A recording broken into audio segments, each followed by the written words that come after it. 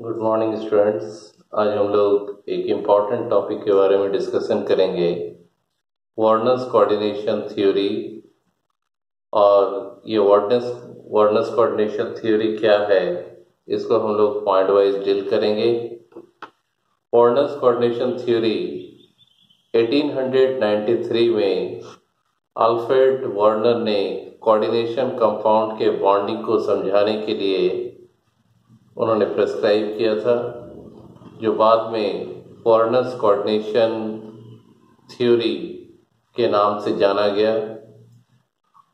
इस कॉन्सेप्ट को समझाने के लिए वर्नर्स ने कोबाल्ट और प्लैटिनम के ऑक्टाहेड्रल कॉम्प्लेक्स का स्टडी किया।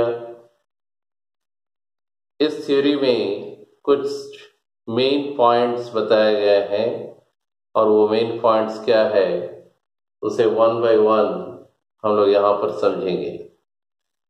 पहले पॉइंट में हम लोग देखेंगे कि वर्नर्स के कोऑर्डिनेशन थ्योरी में सबसे मेन बात क्या है।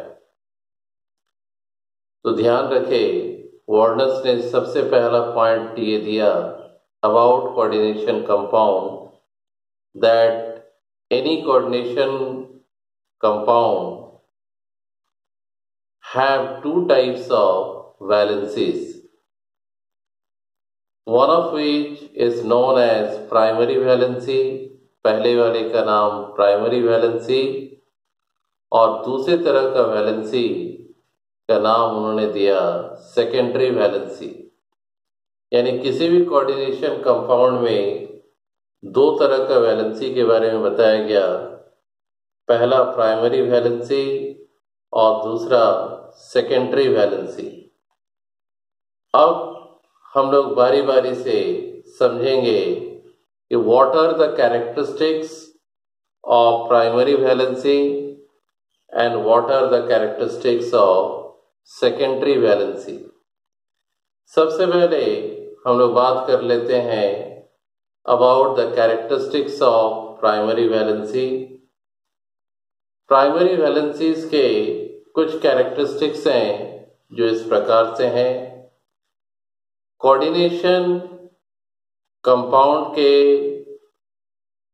सेंट्रल मेटल एटम का जब ऑक्सीडेशन स्टेट निकाला जाता है, तो जो भी ऑक्सीडेशन स्टेट निकलता है वो प्राइमरी वैलेंसी को सेटिस्फाई करता है। इसका मतलब ये हुआ, oxidation number or oxidation state of a given coordination complex gives the idea about primary valency। दूसरा पॉइंट यह है कि प्राइमरी वैलेंसी कंपाउंड के आयोनाइजेशन के बारे में बताता है, which means primary valency gives the idea about the fact that how the coordination complex or coordination compound undergoes ionization in an aqueous medium। तीसरा पॉइंट यह है कि primary valency non directional nature का होता है। प्राइमरी वैलेंसी को हम किसी भी डायरेक्शन में शो कर सकते हैं। और चौथा पॉइंट यह है कि primary valency is always represented by the dotted lines. हमेशा प्राइमरी वैलेंसी को डॉटेड लाइन से दिखाया जाता है। तो ये तो हो गए कुछ important points about primary valency. अब हम लोग आते हैं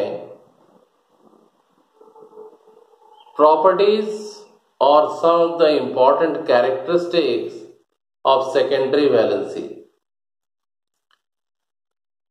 सबसे पहले हमें समझना पड़ेगा कि सेकेंडरी वैलेंसी क्या है। तो secondary valency simply means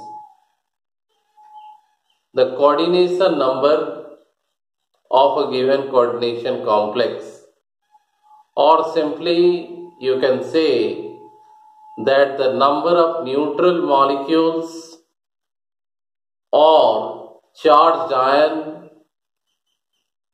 or the number of donor sites of given neutral molecule or charged ions are attached to the central metal ion of a given coordination complex is known as secondary valency.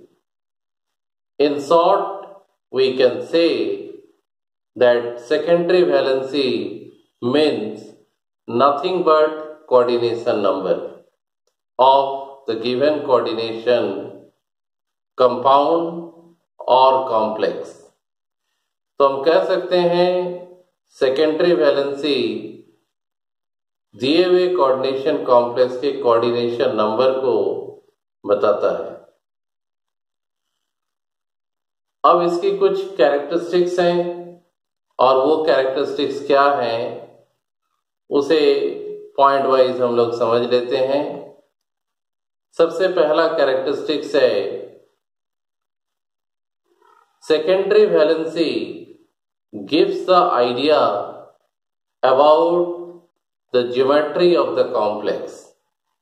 Secondary valency दिए हुए coordination compound के geometry को बताता है कि उसका geometry क्या होगा, किस तरह का उसका स्ट्रक्चर या शेप होगा. दूसरा कैरेक्टरिस्टिक्स है सेकेंडरी वैलेंसी डायरेक्शनल नेचर के होते हैं, यानी सेकेंडरी वैलेंसी को पर्टिकुलर डायरेक्शन में ही स्पेसिफाई किया जा सकता है और पर्टिकुलर डायरेक्शन में स्पेसिफाई करने के कारण कॉम्प्लेक्स एक डेफिनेट ज्योमेट्री को एक्वायर करता है.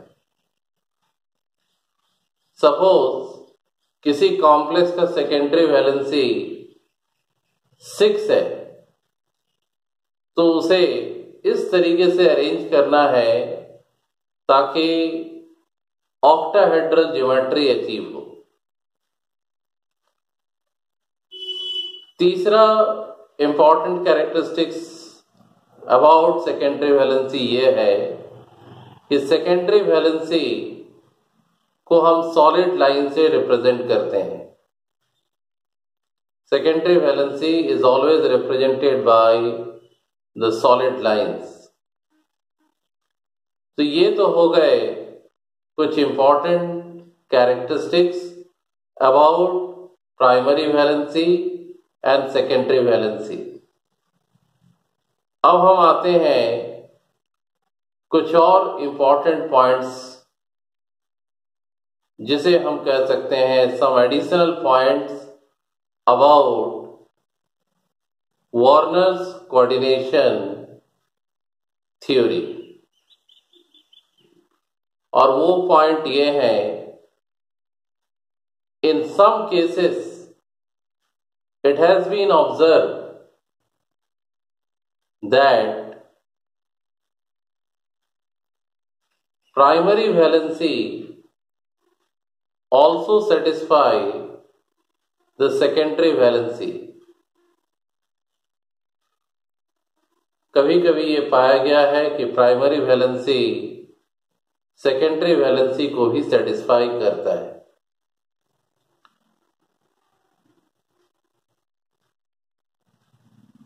दूसरा इंपॉर्टेंट कैरेक्टरिस्टिक्स ये है, the valency with satisfying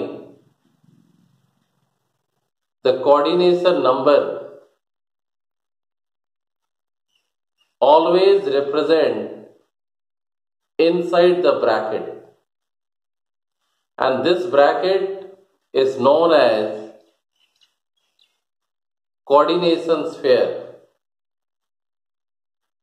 and the valency which do not satisfy the coordination number always represent outside of the coordination sphere, known as ionization sphere. इसके साथ साथ वार्नर्स कोऑर्डिनेशन थ्योरी के कुछ डिमेरिट्स भी हैं, और वो डिमेरिट इस प्रकार से हैं कि वार्नर्स ने कोऑर्डिनेशन कॉम्प्लेक्स को समझाने के लिए केवल और केवल कोबाल्ट और प्लैटिनम के कॉम्प्लेक्स को ही चुना। दूसरा, ये थ्योरी केवल इम्प्लीमेंट किया जाता है फॉर द ऑक्टाहेड्रल कॉम्प्लेक्सेस। तो ये कुछ बेसिक्स पॉइंट्स थे रिगार्डिंग वार्नर्स कोऑर्डिनेशन थ्योरी जो हम लोग आज डिस्कस किए। अब स्ट्रक्चरली वार्नर्स थ्योरी के अकॉर्डिंग किसी कोऑर्डिनेशन कॉम्प्लेक्स को किस प्रकार से रिप्रेजेंट किया जा सकता है उसे हम लोग समझेंगे हमारे नेक्स्ट वीडियो में। तब तक हर एक स्टूडेंट से मुझे ये कहना है कि आप इन सारे पॉइंट्स को अच्छे तरीके से समझे। 1 बाय 1 करके सारे पॉइंट्स डिस्क्राइब किए गए हैं ताकि कोई दिक्कत ना हो। In spite of such crystal and clear clarification,